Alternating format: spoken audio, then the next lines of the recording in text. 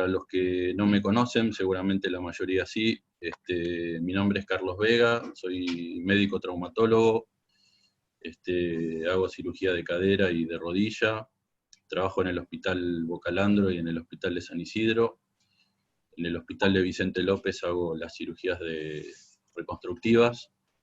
Así que bueno, hoy la temática del webinar está muy interesante porque nosotros los médicos traumatólogos estamos acostumbrados a encontrarnos con el implante en el quirófano y no sabemos mucho de cómo se diseña el implante y cómo es el proceso de manufactura.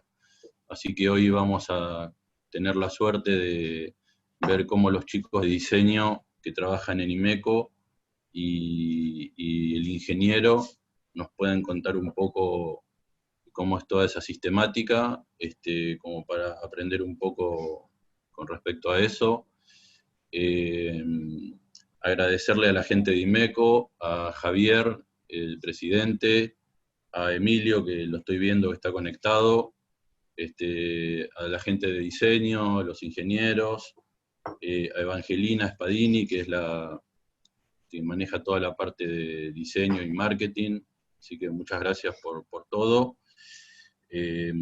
Vamos a arrancar primero con las charlas de diseño y de todo lo que es el proceso de fabricación y manufactura de los vástagos no cementados. Después yo voy a dar una charla sobre lo que es el manejo y el tratamiento de los defectos óseos femorales. Y al final de la presentación vamos a contestar las preguntas que se generen, así que las pueden ir, a medida que se vayan dando las charlas, pueden ir mandando las preguntas en el chat, que nosotros las vamos a ir escribiendo, y al final de las 3 charlas vamos a interactuar con ustedes como para poder ir respondiéndolas. Así que ya habiendo hecho la presentación del webinar, le voy a dar la palabra a Manuel, que es uno de los diseñadores, para que pueda compartir pantalla y empiece con la primera presentación, que va a ser la parte de diseño de los implantes. Así que bueno, Manuel, te doy la palabra y te permito compartir pantalla para que empecemos. Hola, buenas tardes. ¿Se me escucha? Vas a tener que mutear. Bueno, espero que estén todos bien y gracias de nuevo por dedicar un poco de su tiempo a escucharnos. No, muteé, perdón. Bueno, soy Manuel Benjulla, diseñador industrial, y acá junto a Andrés Velandia conformamos lo que es la Oficina de Investigación, Innovación, Diseño y Desarrollo de Imeco. Voy a arrancar contándoles a grandes rasgos lo que conlleva el proceso de diseño de prótesis en general, y luego nos centraremos directamente en los que son tallos no cementados. Bueno, el proceso de diseño comienza prácticamente con una necesidad que viene de la mano directamente del paciente, que va al médico con un problema de déficit óseo. El médico hace un diagnóstico y ahí vamos esa necesidad que tenemos que satisfacer. Bueno, luego pasamos por lo que es una etapa de relevamiento, donde mediante tomografías computarizadas, resonancias magnéticas, radiografías y muchas veces charlas con los médicos, reuniones con médicos, adquirimos los datos que son necesarios para comenzar con la planificación de diseño. Bien. Y por último, antes de meternos literalmente lo que es en el diseño como tal, nos reunimos los diseñadores con los médicos, ingenieros, y ahí buscamos desarrollar lo que es la solución para esa necesidad. El proceso de diseño se basa fundamentalmente en tomar la información recaudada en el relevamiento, como antes les contaba, y también el contenido de las charlas de gestión operativa y ahí les dejo un video. En base a eso comenzamos con un desarrollo en papel mediante Sketch, lo que es a mano alzada, y luego mediante software 3D. En esta herramienta no solamente diseñamos lo que es el producto final, el tallo, sino que también lo que son los dispositivos como las matrices de forja o los dispositivos de agarre para los tornos CNC, entre otras cosas, ¿no? Bueno, acá podemos ver lo que es el modelado de uno de los tallos de revisión, uno con el offset extendido y el otro con un offset estándar. Y por último, ahí como están viendo, el tallo sobredimensionado para el proceso de forja, que va a explicar uno de nuestros ingenieros después, Sergio. Paso. Bien. Luego entramos en lo que es una etapa de comprobación. En esta etapa, mediante diferentes tecnologías como es impresión 3D o mecanizado, creamos prototipos a escala real que nos sirven como análisis morfológico y dimensional, poniéndolo en práctica de manera experimental sobre huesos de espuma, como pueden ver en el workshop que hicimos en la imagen inferior. Después se generan planos y se produce una baja serie donde se hacen ensayos físicos. Estas pruebas nos dan datos que verifican y determinan cómo reacciona el producto en diferentes situaciones. También detectamos posibles errores que se puedan dar o mejoras antes del proceso productivo en grandes series. De esta manera garantizamos que se cumpla con las necesidades, con esta necesidad inicial del paciente. Bien, por último, en la evaluación, una vez implantado, se lleva a cabo un seguimiento donde se evalúa el desempeño de la prótesis con el uso a futuro. Bien, ahora los dejo con Andrés, que les va a dar datos más técnicos sobre los tallos implementados. Andrés, por favor. ¿Me pueden habilitar el audio o se escucha ahí? No sé si lo escuchan. La compu de Javier. Si no, no hay problema. ¿Se escucha? Bueno, buenas noches, tardes, antes que nada. Un gusto, mi nombre es Andrés Velandia, soy diseñador industrial de la Facultad de la Universidad de Buenos Aires, Facultad de Arquitectura, Diseño y Urbanismo, y pertenezco a la oficina de diseño en compañía con Manuel. Llevamos adelante el proceso de diseño de nuestros productos. Vamos a hablar un poco de los términos y las decisiones más técnicas que se realizan y los fundamentos sobre los que los diseños de este producto en particular, de los tallos en Free, son desarrollados.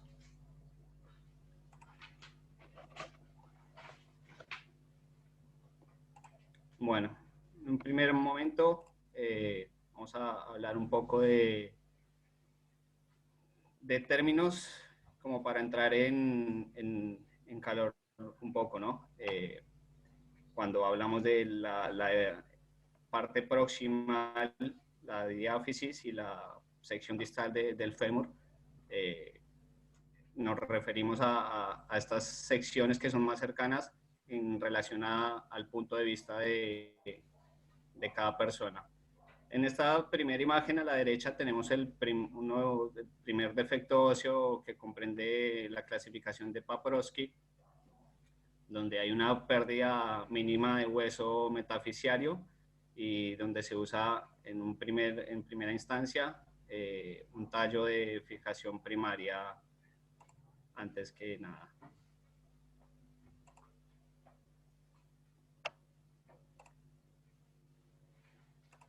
Un poco también para tener en cuenta que la sección ósea,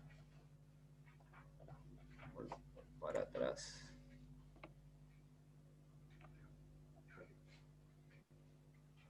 el anterior, por favor.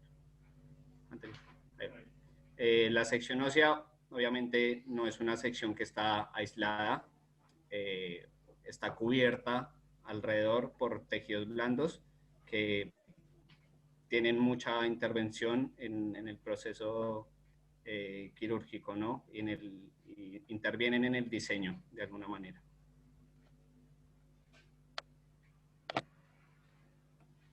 Bueno, vamos, los tallos, nosotros en Imeco tenemos un sistema de modularidad en cuanto al sistema de cono de acople para los tallos y las esferas. Esta modularidad nos brinda ciertas ventajas. La primera es una producción estandarizada y nos permite tener una línea de producto, ¿no? Que se relacionan entre sí y nos brinda la versatilidad de poder realizar diferentes combinaciones entre los productos para lograr acercarnos mejor y brindar una mayor variedad de opciones a los médicos para usar en los implantes, de acuerdo al análisis previo de las imágenes o de las necesidades de las que se comentaba antes. Uno de las decisiones más importantes tiene que ver con el ángulo cérvico-diafisario, como se ve en la imagen. Muchas veces sucede que el hueso viene con alguna deformación, generalmente eso se toma en cuenta, pero el tallo, para que responda a un diseño natural, debe tener ese ángulo definido como está en la imagen, que corresponde a 135 grados. A partir de ahí ya es un condicionante de diseño, ¿no? Cumplir con ese grado. Desarrollado esto, hemos añadido un sistema de desplazamiento de offset del cono para lograr un acercamiento mayor y brindar una mejor posición en cuanto al centro de rotación articular de la cadera y el fémur, entre la cabeza y la cavidad acetabular. Este offset nos brinda lograr una eficiente tensión en el aparato abductor sin que queden partes sueltas, digamos de alguna manera, pero lograr como un ajuste adecuado en ese sentido. Y brindamos este offset.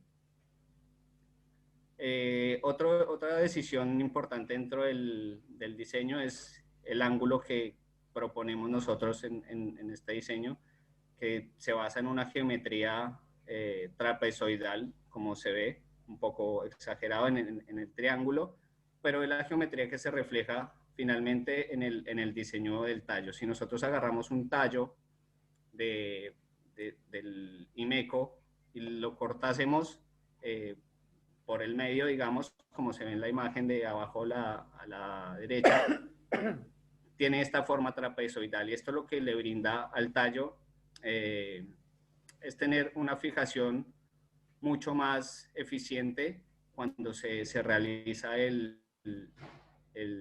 la implantación en el hueso, ¿no? Y permite una fijación sin desplazamiento.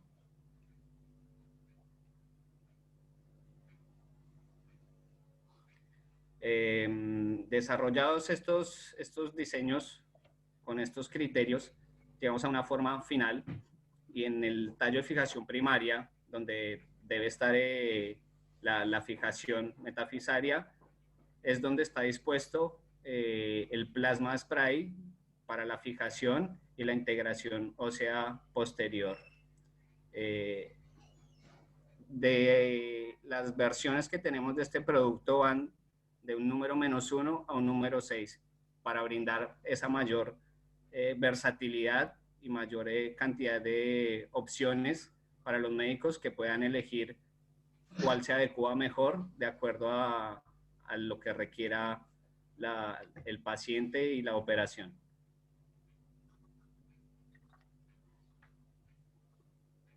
Y ahora pasamos a la otra imagen.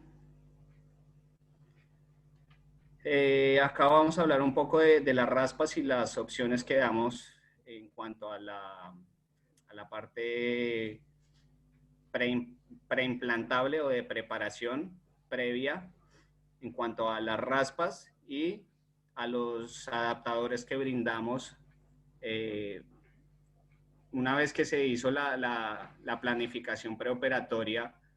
Es probable que se haya decidido optar por un offset extendido o un estándar, pero en la práctica brindamos la opción con estos adaptadores para llevar la teoría a la práctica y verificar si la decisión ha sido la correcta o si hay que intervenir de alguna otra manera.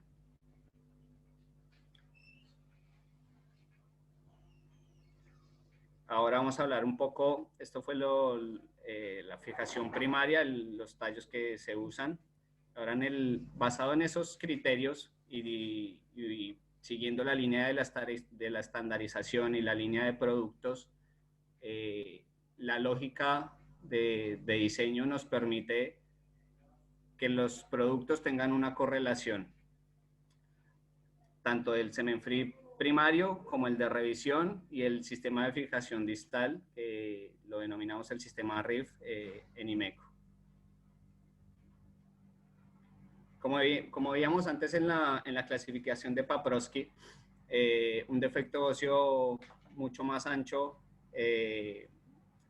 mayor desgaste óseo en la longitud del hueso, pues sabrán más que yo, pero es algo de lo que charlamos acá y se aprende constantemente. Y para tomar la decisión del diseño del semen free de revisión, buscamos una fijación en el istmo porque es el único lugar en el hueso, en esta clasificación de Paprosky, que permite lograr una fijación donde hay todavía hueso indemne para poder lograr esta fijación. Por eso la sección de este tallo es cilíndrica y va de acuerdo al canal intramedular del análisis que se haya hecho en preoperatorio para decidir qué diámetro se va a tomar en relación a la necesidad. Y en este caso, la aplicación del plasma spray está en esa sección de fijación. Por eso es en el primer tercio queda libre y los 2 tercios distales son los que están cubiertos por esta terminación superficial. Y finalmente, en los casos extremos de Paprosky, nos encontramos con el semen free de fijación distal modular estriado.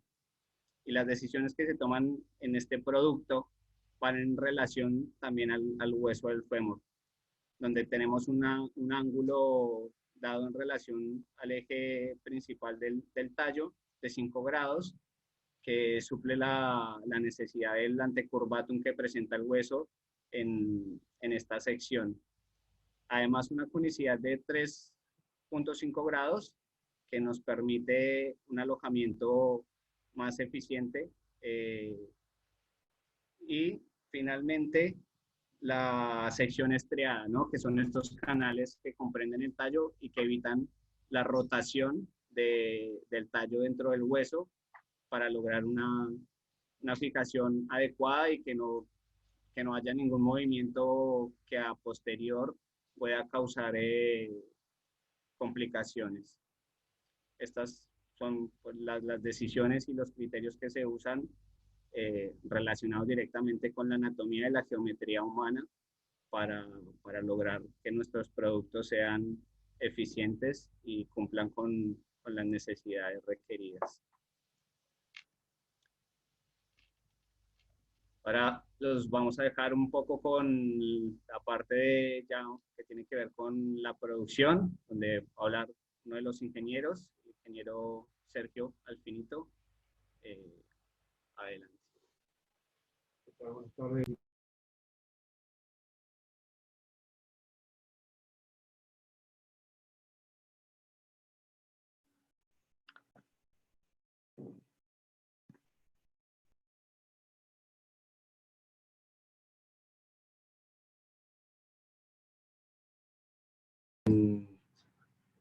de una barra de titanio, pasando por una forja, y finalmente el tallo, que bueno, son los que ustedes conocen en una cirugía.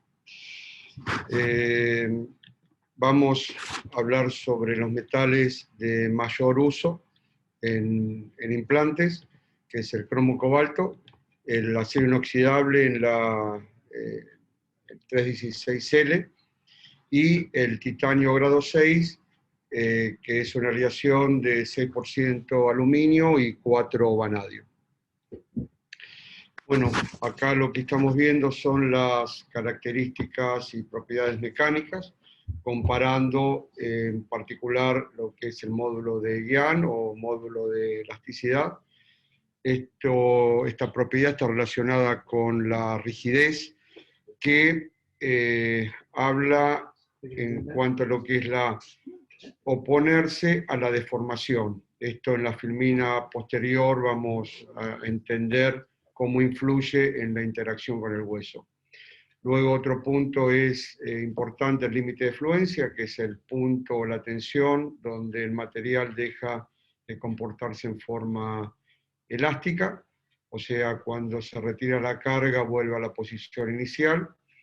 Y después la resistencia máxima, que es donde el material, bueno, puede absorber carga hasta después de ese punto llegar a la rotura. Como pueden ver abajo en forma gráfica, puntualmente, si bien lo que está en rojo, que es el límite de fluencia, es obviamente una solución de compromiso que hay que tomar, no ninguno es el mejor ni el peor, pero tomando módulo de Guián y la resistencia máxima, se puede ver que la condición mejor del material es el titanio grado 5. Y ahora después vamos a explicar por qué, sumado al siguiente punto, que es la oxidación. El titanio tiene una característica, que en muy poco tiempo se logra una capa de óxido de titanio. Es una capa pasivante, que se le dice, que aísla básicamente, en este caso el tallo o el material, de cualquier fluido exterior, en este caso, bueno, lo que van a ser los fluidos corporales. En función de esto, podemos decir que de las tres opciones que vimos, el titanio es el mejor. Acá, bueno, básicamente es una cuestión de las condiciones químicas que tiene, y vamos a mencionar rápidamente por qué es el titanio. Bueno, básicamente el módulo de elasticidad es el más próximo al módulo de elasticidad del hueso.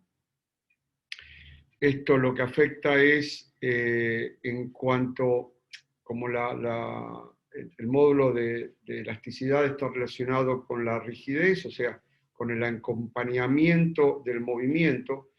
Al ser un material muy rígido, genera que al estar implantado un tallo, todo el movimiento lo absorbe el material, sin dejar que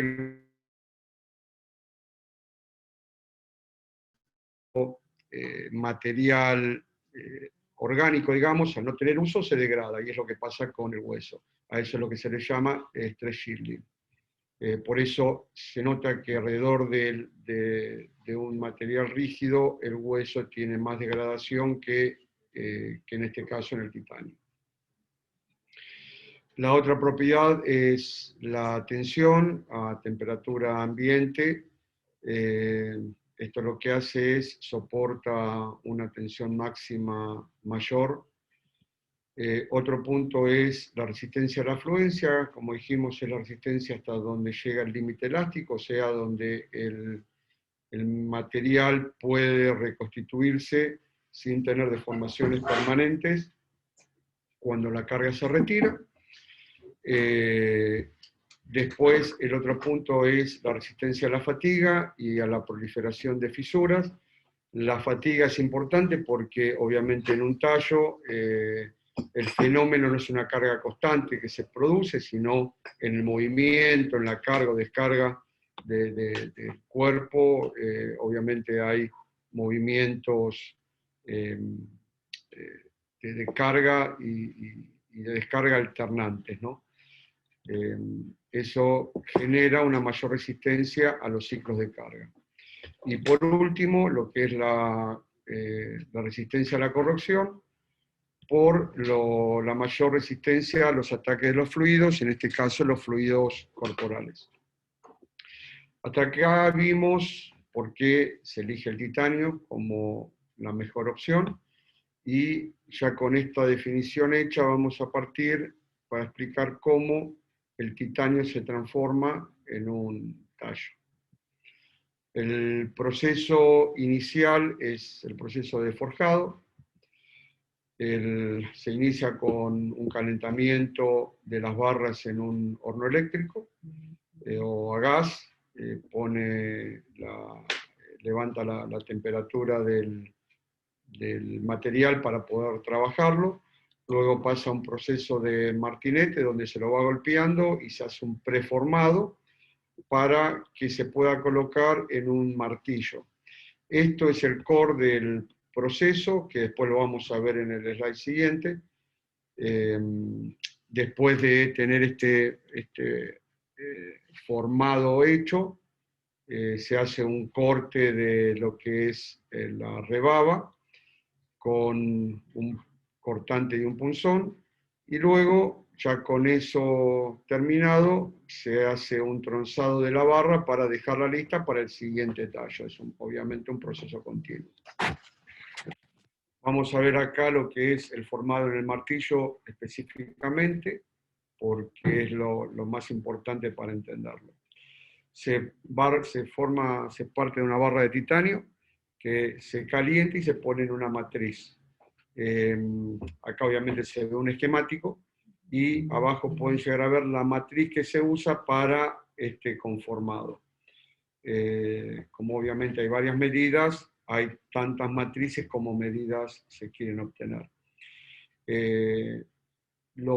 Se va presionando esa matriz, esas dos caras, en un martillo. Un martillo tiene más o menos unos 3-4 metros.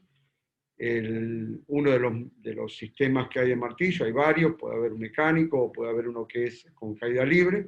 Obviamente esta parte de la matriz tiene un peso más o menos de unos 30 kilos, que cayendo a caída libre de 3-4 metros, pega un golpe importante que le da el conformado.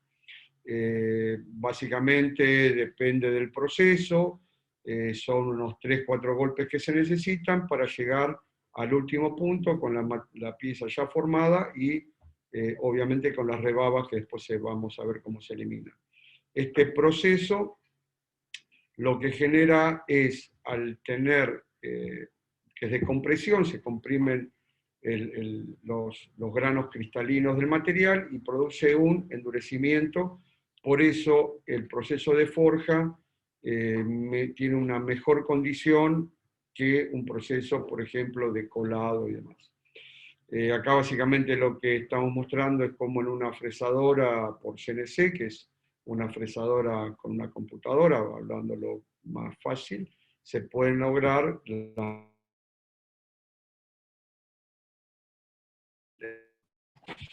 Bueno, pasamos ya con el tallo forjado, que es el que pueden ver a la izquierda, cómo se hace el rebabado, que es básicamente eliminar esa rebaba que se muestra ahí, con una moladora, que es una piedra, se va pasando y se deja en la condición que está a la derecha.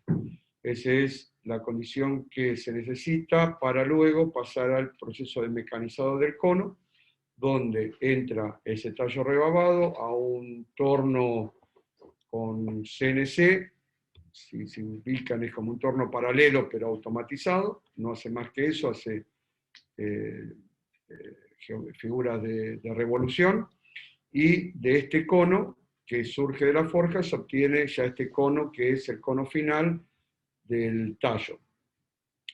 Luego de esto lo que queda es formar el cuerpo, que entrando con el cono se hace a través de un proceso de lijado de mano, se obtiene un tallo pulido pero no dimensionado. No es la medida final del tallo, porque obviamente acá, en todo este proceso que hay calor y enfriamiento, hay que tomar lo que son las dilataciones, así que estamos hablando acá de un tallo que tiene de 1 a 2 milímetros más que el tallo final. Para lograr la dimensión final, se coloca en una prensa hidráulica una matriz de forma, que es un estampado en frío, se podría decir, donde esta matriz sí tiene las medidas finales que tiene que tener el tallo, por presión hidráulica, acá no es caída, simplemente va presionando muy lentamente y va dándole forma final al tallo. No, acá no se calienta, es en frío todo este proceso. Ya tengo un tallo pulido y dimensionado. Ahora lo que falta es la parte de con que se va a fijar al hueso. Para eso se hace un granallado. Básicamente acá lo que hace la granalla son microesferas de vidrio que hace un mordiente al tallo. Como ustedes a veces para lijar, para pintar algo tienen que lijar, bueno, conceptualmente es más o menos lo mismo. Se le hace este mordiente, como pueden ver a la derecha, y a partir de ahí pasa al proceso de plasma spray. Este es un proceso que se hace con titanio, son 2 hilos que van a esta pistola que pueden ver, se juntan por un arco voltaico, el material se derrite, se arroja también en esa zona argón para formar una atmósfera inerte, y se proyecta el titanio ya sometido a ese proceso, y por proyección, como se puede ver abajo, se adhiere al tallo. Y ahí tenemos el tallo final ya pulido con el cono hecho y el plasma spray aplicado para que, bueno, después ahí se logre la osteointegración. Vamos a mencionar rápidamente los tipos de esfuerzos que hay en general en todos lados, pero acá quería mencionar lo que es compresión, flexión y torsión, que son los 3 esfuerzos a que está sometido un tallo en el cuerpo humano, y por ende es con el cual se va a hacer la validación que estamos viendo a continuación.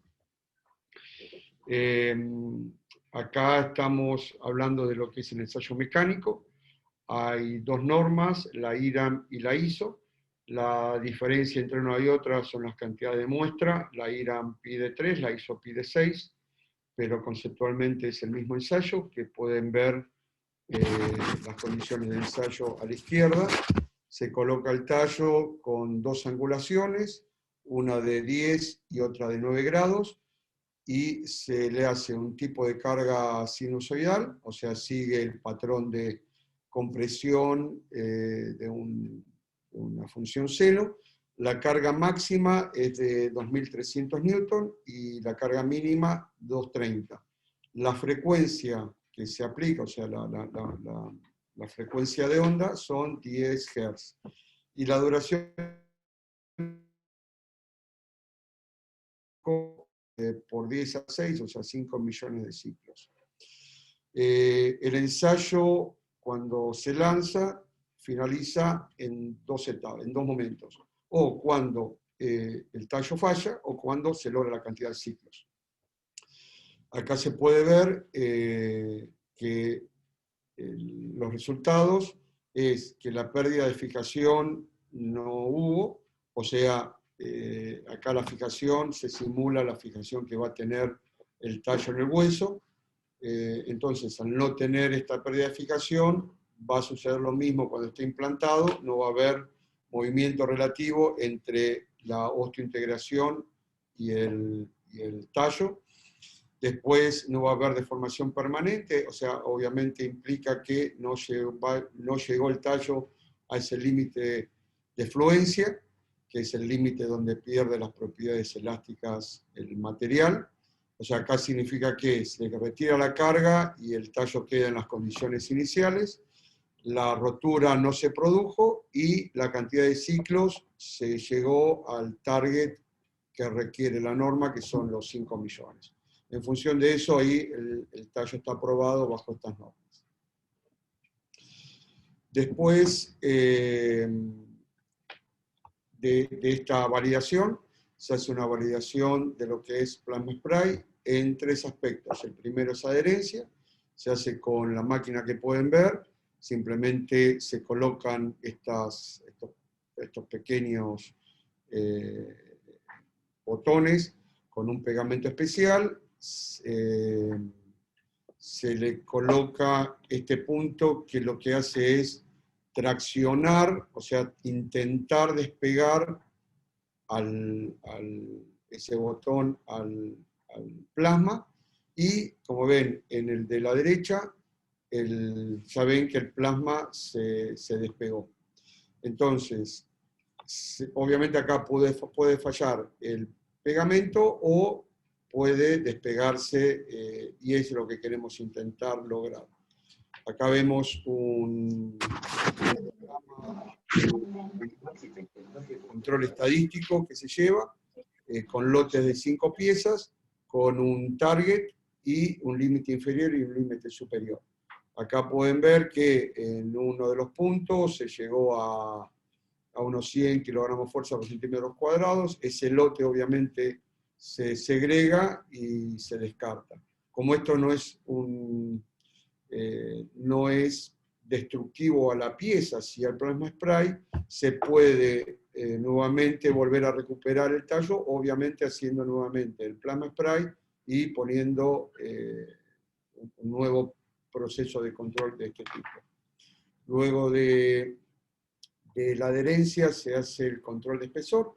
Es un control que se hace anterior y posterior a la colocación del plasma. Acá también hay un gráfico de control. Los targets que tenemos para aplicación es 0.6 y 0.7 por lado. Significa que obviamente es el doble. Estamos entre 1.2 y 1.5. Y es lo que queremos lograr cuando aplicamos el plasma. Se genera lo mismo, un gráfico que cuando se va de control se descarta. Acá vamos a lo que es porosidad. Esta porosidad influye mucho en lo que es la osteointegración, y los parámetros que tenemos target para tener es entre 100 y 400 micrómetros.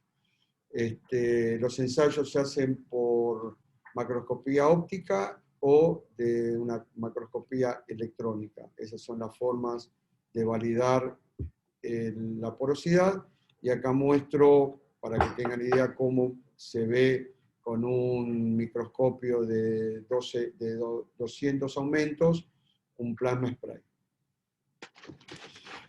Bueno, después, cuando ya la pieza está terminada, va a lo que es el proceso de liberación, apuntando a la trazabilidad. Acá hay una orden, todo esto se genera con una orden de producción a planta, y la pieza está terminada, se libera, y acá se tiene el código interno de la pieza, el código de la materia prima para obtener la trazabilidad, la habilitación. Acá se puede ver ante con lo que es el número de producto médico y la codificación del lote. Después, bueno, se emite un rótulo para hacer todo lo que es la trazabilidad, que con un escáner surge, bueno, todos los datos de ahí están cargados en el código de barras. Después de eso se hacen los controles, que son de funcionalidad, el cono, se ve la conicidad con un digamos, un Provin, que es un calibre patrón. Se ve la funcionalidad que va a tener en quirófano, como ven en la derecha, con el colocador de tallos. y luego se hace una medición con calibre para validar que, bueno, que estén en dimensiones según plano. Después se hace una inspección visual del terminado superficial, donde se ve calidad de pulido, grietas, poros, fisuras, para, bueno, ver que el material a veces puede tener estos problemas porque viene de una fundición original. Si esto está bien, entonces a nivel de material, de superficie, está correcto. Luego de esto se hace un marcado láser, donde acá se marcan los códigos, series, el código, el part number de la pieza. Luego pasa un lavado ultrasónico y un secado, y se hace la marcación donde se va a colocar el plasma spray.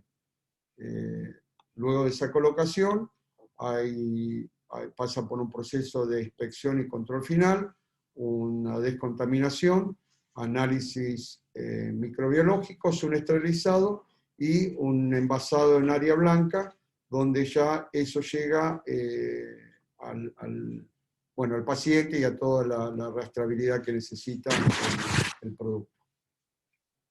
De esta forma le llega a quirófano la pieza ya terminada.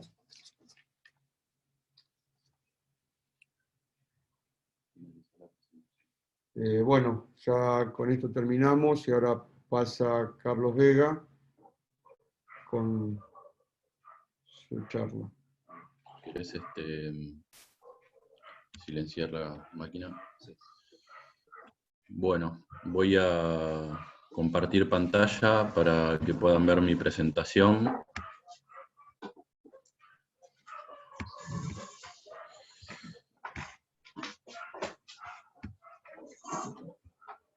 ¿Pueden ver mi pantalla? ¿Se escucha bien?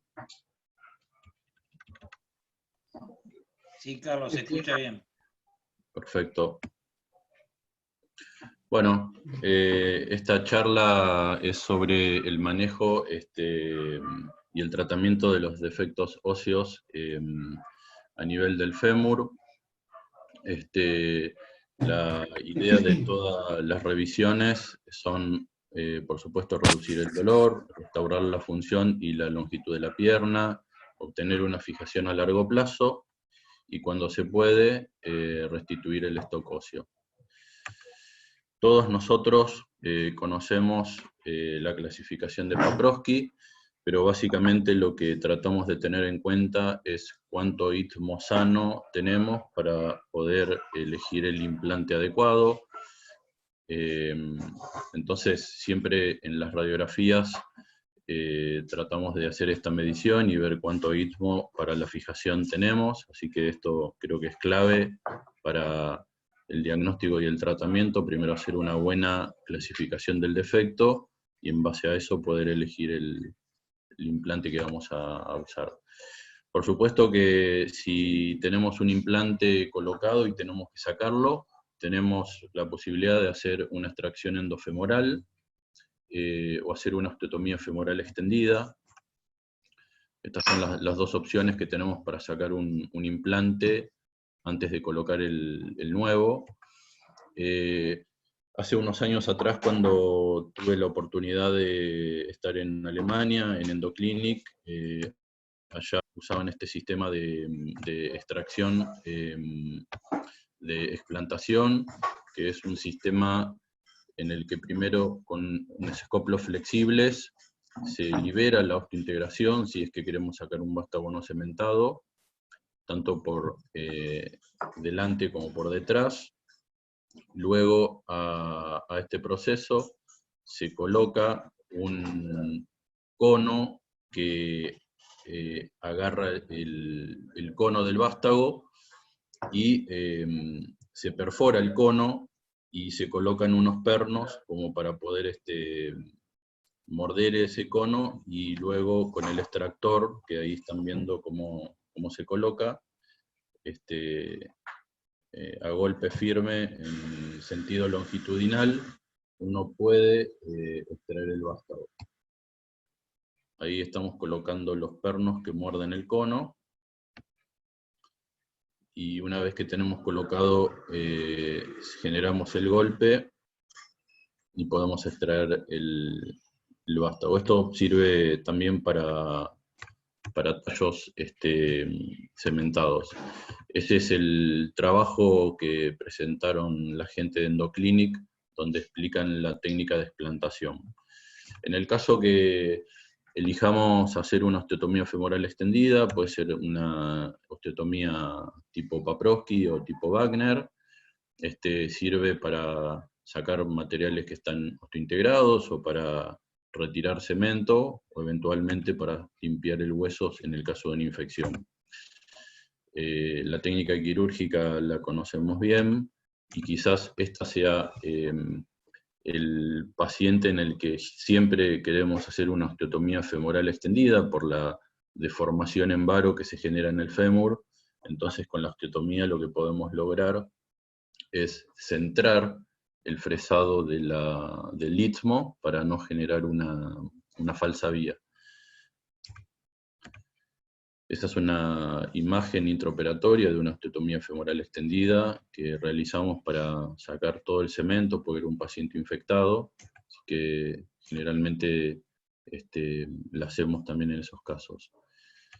Una vez que retiramos el vástago que teníamos en el fémur, voy a nombrar las técnicas de reconstrucción. La primera técnica que les voy a comentar es la técnica de injerto impactado, fijación distal, prótesis no convencionales, ya cuando hay una pérdida completa del fémur proximal, las aloprótesis y en los casos más severos, el fémur total. Quiero mostrarles este video porque habitualmente cuando colocamos una prótesis primaria, lo que sucede es esto, es decir, ponemos un tapón para bloquear el cemento, luego en forma retrógrada con una pistola colocamos el cemento dentro del canal, presurizamos y logramos la interdigitación del cemento dentro del hueso esponjoso. Y a continuación, con la colocación del vástago definitivo, se logra una mayor penetración dentro del hueso esponjoso y eso es lo que da la sobrevida del implante. Esta es una imagen en donde muestran que la penetración óptima en ese manto esponjoso es entre 3 y 5 milímetros. Cuando esa capa es menor, la resistencia a las cisalladuras y el riesgo de aflojamiento es alto, y cuando esa capa es mayor, el grado de necrosis térmica que uno le genera a ese hueso esponjoso o el riesgo del síndrome de implantación por el cemento pueden suceder. Por lo cual, a modo introductorio y en un escenario en donde tenemos una revisión, sabemos que no tenemos esa capa de hueso esponjoso, por lo cual si uno realizara una revisión con cemento, la tasa de re-revisión por aflojamiento es del 10% a los 4 años. Por lo cual, en el año 87, el profesor Link, en Inglaterra, en Exeter, escribió la técnica de injerto impactado, en donde ese hueso esponjoso que ya no tenemos, porque se fue con la revisión, se vuelve a colocar en el canal, colocando un tapón, una barra que centra los tallos canulados, que van haciendo una impactación progresiva del hueso. Habiendo repuesto ese hueso esponjoso, se coloca el cemento y el tallo. Y por ejemplo, es un paciente en el que se hizo una técnica de injertos impactados, y fíjense la durabilidad de ese implante a 24 años. Voy a compartir con ustedes, después de hablar de cada serie, cada técnica reconstructiva, algunos trabajos. Por ejemplo, este es el trabajo publicado de la serie de Exeter, en donde ellos, por ejemplo, muestran 705 revisiones por aflojamiento aséptico, en donde con esta técnica de injerto impactado demuestran una sobrevida a 20 años del casi 100%. Esta serie es la serie de del hospital de Nijmegen, en Holanda. Es el hospital en donde inicialmente Slough descubrió la técnica de injerto impactado en el acetábulo, pero también presentan su serie de 208 revisiones para aflojamientos asépticos, con una sobrevida a 10 años del 94%. Y este es un trabajo multicéntrico presentado, que se hicieron en 30 hospitales suecos, en donde muestran una serie de 1.305 revisiones, con una sobrevida a 15 años de casi el 94%. O sea que parece una técnica con muy buenos resultados a largo plazo, cuando uno repone ese hueso que se había perdido en el fémur proximal.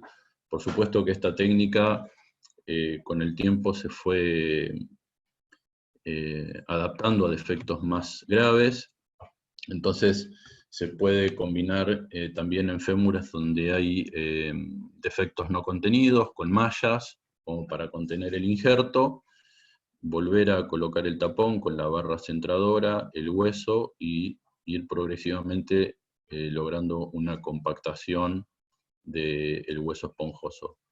A continuación, nuevamente el cemento para lograr la correcta interdigitación y el tallo. Esta técnica parece muy atractiva en pacientes jóvenes, generalmente pacientes menores de 40 años, donde uno trata de reponer el stock óseo para futuras revisiones. La próxima técnica reconstructiva es la fijación distal. Todos conocemos los tallos monobloques cilíndricos. Estos tallos pueden servirnos hasta un defecto Paprosky 3A, es decir, en donde tenemos por lo menos 4 o 5 centímetros de istmo sano, para poder lograr una correcta fijación. Son tallos que una vez osteointegrados son muy difíciles de retirar porque se unen muy fuertemente al hueso. Esta es una serie nacional publicada acá en Argentina. Es un trabajo multicéntrico de pacientes operados en 2 centros, en donde muestran en 198 pacientes una sobrevida a 14 años mayor del 95%, por lo cual durante muchos años era un buen caballito de batalla para solucionar este tipo de defectos. Por supuesto que la indicación a los defectos 3B también se hacía, pero bueno, era en donde por ahí se reportaban la mayor cantidad de fallas. Luego tenemos los tallos cónicos estriados. Creo que todos conocemos el tallo que en la década del 80, fines del 80, diseñó el doctor Wagner. Era un cirujano alemán que trabajó principalmente en la década del 70, 80 y 90. Tuvo un primer diseño original en el año 87, que tuvo algunas modificaciones 2 años después. Este tallo era un tallo cónico que tenía 8 estrías longitudinales. La conicidad del vástago tiene como objetivo impedir el hundimiento, y las estrías le dan una estabilidad antirrotatoria. Inicialmente este vástago, como provenía de una barra recta, el ángulo cérvico-diafisario se hacía por incurvación mecánica, y no se podía curvar a más de 145 porque tenía problemas de ruptura, y uno de los inconvenientes de esto es como tenía un ángulo muy valgo. Si el vástago hacía una pequeña subsidencia, muchos de estos vástagos se luxaban. Recién en el año 2001, cuando la tecnología permitió generar un ángulo cérvico-diafisario de 135 grados, que sería lo óptimo, tuvo como mejor resultado. Por supuesto que estas modificaciones llegaron tarde, porque ya en el año 2000 aparecieron los tallos modulares. Este es el primer trabajo presentado por el doctor Wagner, en donde junta desde el año 86 al 91 150 revisiones, en donde él demostraba que tenía un comportamiento muy bueno, esa propiedad del titanio de devolver la carga al hueso generaba un remodelado óseo, por lo cual el paciente se beneficiaba porque se restituía ese capital óseo que se había perdido en el fémur proximal. Esta es una serie también alemana de 98 pacientes, en donde la verdad que el índice de éxito fue muy bueno, y en donde lo que permiten demostrar es la excelente remodelación del fémur proximal, que se daba casi en el 60% de los pacientes. Y luego pasamos a lo que probablemente sea el gol estándar en la actualidad, los tallos cónicos estriados modulares, que permiten control de la longitud de la pierna, el offset y la aversión por esa modularidad que tienen en la zona proximal. Trajeron el instrumental también con todas las... Hay un micrófono que si se puede silenciar. Perfecto. Este es el vástago diseñado por Imeco, es un vástago cónico estriado de fijación distal, que tiene 5 largos, el módulo distal, y el módulo proximal tiene 3 largos. Y tiene la opción también de offset extendido. Es un vástago que tiene 5 grados de anteversión para ajustarse a la anatomía del paciente, y tiene 3,5 grados de conicidad. Quiero mostrarle algunas series. Esta es la serie de la Clínica Mayo, en donde muestran el resultado en 519 pacientes, con una sobrevida del 90% a los 5 años. La mayor parte de los defectos 3A y 3B. Esta es la serie del Rush de Chicago, la serie de Paprosky, también en donde pueden ver 58 revisiones con una sobrevida del 98% a los 64 meses. Y la serie de Endoclinic en Hamburgo, en donde pueden ver también 64 pacientes con una sobrevida a 10 años del 95%. También en este trabajo lo que reportan es el buen remodelado del fémur proximal, propiedad del titanio, como decía el ingeniero en la charla previa. Fíjense que nombré 3 centros de referencia: el primer trabajo de la Clínica Mayo, el segundo del RAS de Chicago, y de la Clínica Endoclínica en Hamburgo, donde tienen un gran volumen de pacientes, y fíjense que las complicaciones no son despreciables.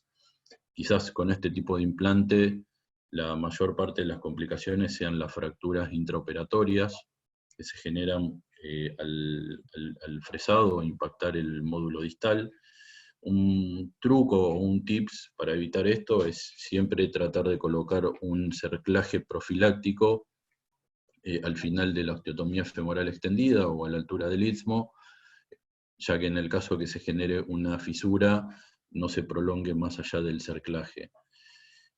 Tienen una tasa global de complicaciones de casi el 20% en las 3 series, por lo cual, si bien es el gol estándar, hay que trabajar con mucho cuidado porque este tipo de complicaciones no son menores. Este es un caso en donde se realiza una revisión en un paciente con un aflojamiento aséptico de un implante cementado. Se coloca un tallo modular estriado de fijación distal, y pueden ver cómo en el transcurso de los años se va generando ese remodelado óseo en el fémur proximal por la transmisión de la carga en el hueso. Este es un caso propio que les quiero compartir con ustedes. Es un paciente de 67 años que hace 20 años le habían realizado un reemplazo total de cadera híbrido con un aflojamiento aséptico. Fíjense la deformación en varo que tiene el fémur proximal, por lo cual en la cirugía, para poder centrar el fresado, realizamos una osteotomía femoral extendida para además ayudarnos a retirar el resto del cemento. la fijación, el planeamiento previo a la cirugía con los cartabones. Este es otro paciente también de 62 años con un reemplazo total de cadera cementado que le habían hecho hace 25 años, también aflojamiento mecánico, deformación en varo del fémur proximal. Realizamos también una osteotomía femoral extendida para centrar el fresado y retirar el cemento que estaba en el istmo. Ahí se puede ver el perfil. Y la colocación de un vástago no cementado, modular estriado de fijación distal, donde se puede ver en las radiografías cómo a medida que transcurren los meses se va consolidando la osteotomía y las fracturas que se habían generado en el fémur proximal y el remodelado óseo. Este es un tercer caso, con un aflojamiento también mecánico de un tallo cementado, osteotomía femoral extendida para retirar el tapón, el cemento, y la colocación del tallo no cementado de fijación distal, con los cerclajes posteriores para fijar la osteotomía femoral extendida. Por supuesto que si bien es el gol estándar en pacientes mayores a 40 años, es una técnica que no está exenta de complicaciones, y esas 3 complicaciones más frecuentes son la fractura intraoperatorio, la subsidencia y las fallas en la unión modular. Este es un trabajo de la Clínica Mayo, en donde muestran una serie de casi 5.400 revisiones en 40 años de experiencia, y donde pueden ver en lo que está señalado en color azul es la cantidad de fracturas intraoperatorias en prótesis no cementadas, que fueron casi el 18.6%, en comparación con las prótesis cementadas, que es casi menos de la mitad. O sea que es una complicación que hay que tenerla presente y trabajar de forma cuidadosa el fémur para no generarla. En la mayoría de los trabajos también que podemos ver en la literatura, la subsidencia tampoco es despreciable. Generalmente está relacionada con una técnica quirúrgica inadecuada, en donde uno elige un implante que está subdimensionado, y con el correr del tiempo ese implante va generando la subsidencia. Y esta es una serie también publicada en Canadá, en donde muestran algunos casos de reporte de rotura del implante en la unión modular. Esto generalmente está relacionado con un soporte inadecuado del hueso a nivel del cálcar, en pacientes muy obesos, cuando uno realiza una colocación en varo del vástago, o relacionado con el diseño y la fijación del implante. ¿Qué hacer cuando no tenemos fémur proximal? Es decir, falta todo el fémur proximal. Vamos a hablar un poco de estas técnicas reconstructivas. Las indicaciones más frecuentes tienen que ver con pacientes que han sufrido una infección periprotésica, una fractura periprotésica, una pérdida ósea masiva, fracturas complejas u osteosíntesis fallidas. Esta es una técnica en donde es como una prolongación de la técnica de injertos impactados, de la técnica de Ling, un poco más ambiciosa, en donde uno genera un cono proximal con mallas de acero cribado. Dentro de esas mallas se genera la impactación del injerto, y luego se realiza la cementación de un vástago cementado, que por supuesto tiene que bypassear la zona del hueso sano del paciente. Esto, por supuesto que uno la indica en un paciente joven, en donde quiere restaurar el stock óseo para futuras revisiones. Este es un trabajo de una publicación nacional del Hospital Italiano, en donde fíjense que tampoco son series con muchos casos. Por ejemplo, acá del 2000 al 2005 se publicaron 14 casos, con un defecto promedio del fémur proximal de 12 centímetros, y en donde la sobrevida a los 6 años ya baja bastante, como había mostrado con la técnica original de Link para defectos contenidos, ¿no? Acá la tasa de falla por cualquier causa, fíjense que es de casi el 53%, o sea que las complicaciones son interesantes. Acá les muestro un caso en donde se había realizado una revisión, se infectó, se colocó un espaciador transitorio hasta el control de la infección, y una vez controlada la infección, se realiza la técnica reconstructiva con esta técnica, paciente joven, 46 años, por lo cual uno en este caso lo que quiere es restaurar hueso para futuras revisiones. Por supuesto que hay muchos trabajos en donde describen la adición de antibiótico en polvo al injerto impactado para tratar de disminuir un poco la tasa de infección. Esto también son publicaciones de alguna publicación argentina del Hospital Italiano y algunas publicaciones del extranjero. Otra opción serían las prótesis no convencionales. En la década del 70 se usaban este tipo de prótesis monobloques, que eran las prótesis de Fabroni, tenían un bloque proximal de polietileno, y bueno, era lo que se usaba hasta que aparecieron los implantes modulares en la década del 2000, y probablemente sean los que se indican en la actualidad.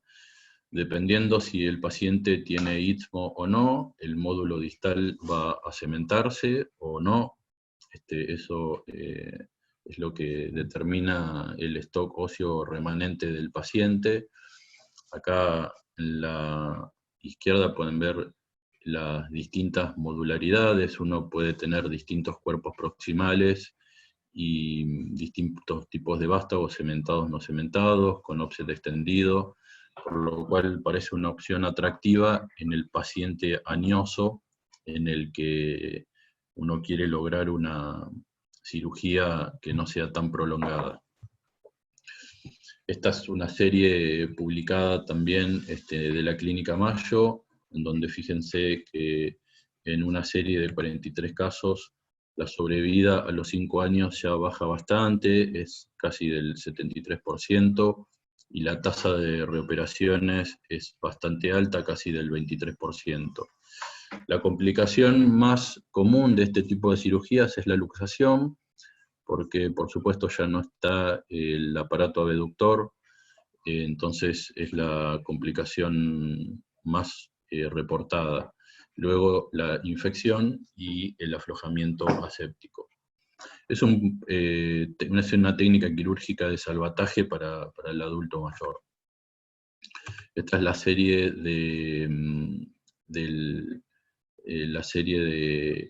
esta serie tiene 44 casos, también en patología no neoplásica. Fíjense cómo se ve la sobrevida muy acortada a los 10 años. De nuevo, repito lo mismo, es un procedimiento de salvataje para pacientes añosos con muy mala calidad del fémur proximal. Esta es la serie de la Clínica Mayo también. Este también es un trabajo de la literatura, en donde muestran también 14, es una revisión sistemática, en donde muestran 14 estudios de 356 pacientes con una edad promedio de 70 años y con una sobrevida de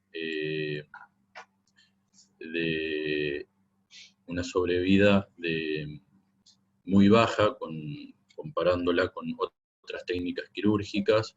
Fíjense que la primera causa de fracaso también es la luxación en este reporte de trabajo multicéntrico. Estas series estaban publicadas antes de la década del 2000, en donde todavía se usaban las prótesis monobloques, en donde no había modularidad, eran menos versátiles, y tampoco estaban las copas de doble movilidad, que quizás hoy en día es también una indicación cuando se usa este tipo de implantes para disminuir la tasa de luxación. Este es un caso propio también, un paciente con una infección un reemplazo, en donde colocamos un espaciador transitorio hasta el control de la infección, la planificación preoperatoria para definir el tamaño de los bloques proximales, y el paciente con el implante definitivo, con una copa de doble movilidad para disminuir el índice de luxación. Otro paciente paciente casi de 80 años, con un déficit severo de hueso en el fémur proximal, y también prótesis tumoral, con una copa constreñida para evitar la luxación, ya que este tipo de pacientes no tienen el aparato abductor. Y una de las últimas opciones que tenemos son las aloprótesis. Quiero mostrarles este video que me lo prestó el doctor Alan Gross, que es un cirujano de Canadá. En este caso lo que se utiliza es un fémur cadavérico. Es un fémur que se trabaja para poder cementar una prótesis adentro. Ahí están viendo cómo se pasan las raspas para generar el lecho, para poder cementar el implante adentro. Es una técnica que tiene un reporte en la literatura de mayor índice de infección por el mayor tiempo quirúrgico. La técnica quirúrgica, el fémur cadavérico se fija al fémur remanente con alguna placa. El tallo cementado, el vástago que se introduce en el fémur remanente no se cementa, ya que lo que uno quiere es que si surge alguna complicación, uno no tenga que retirar cemento o un vástago integrado en el fémur remanente del paciente. Esa sería la técnica quirúrgica del aloinjerto, ¿no? Que es una técnica también reproductiva. Es una técnica con la que yo no tengo experiencia, pero está descrita también como una opción viable, probablemente también en el paciente adulto joven, en donde uno quiere restaurar el stock óseo. Ahí están viendo cómo se llena el canal con el cemento, se introduce el vástago, y una vez logrado esto, ya el bloque completo se junta con el fémur remanente.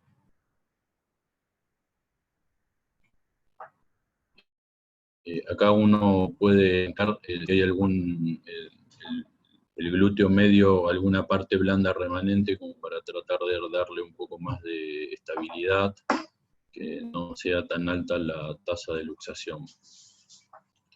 Repito, el vástago distal del implante no se cementa dentro del fémur remanente, sino que lo que uno busca es que el hueso cadavérico se ostintegre, se fije al hueso del paciente, y eso es lo que le da la duración en el tiempo. Ahí están tratando de anclar las partes blandas, el aparato abductor, a lo que sería el trocánter mayor, para tratar de bajar un poco la tasa de luxación. Esta es la serie de Alan Gross. Fíjense que son 16 estudios, casi con 500 pacientes, con una tasa de éxito del 80%. Pero bueno, hay que tener buen entrenamiento, disponer de banco de hueso para poder hacer esta técnica.